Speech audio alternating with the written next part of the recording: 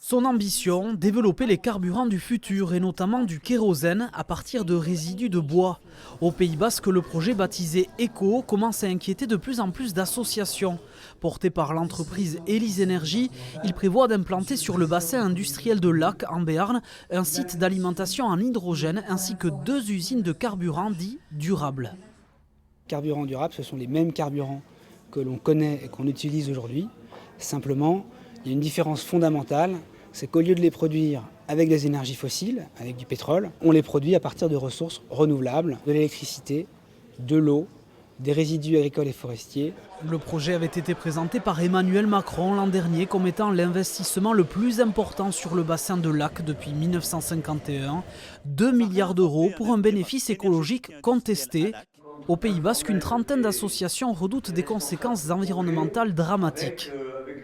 L'électrolyseur qui est prévu à Lac, c'est 2 fois le record mondial de celui qui est en Chine aujourd'hui et qui a des difficultés. On voyait un petit peu, c'est un pari énorme et c'est démesuré. Et donc la catastrophe va être aussi démesurée avec 7,7 millions de mètres cubes pompés dans le gave.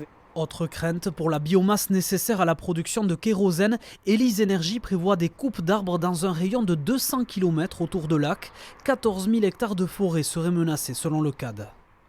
Depuis un siècle, la forêt a beaucoup cru parce qu'il y avait plus de carbone dans l'atmosphère. Mais aujourd'hui, le réchauffement climatique bloque la croissance des arbres. Donc on est sur une crise forestière grave.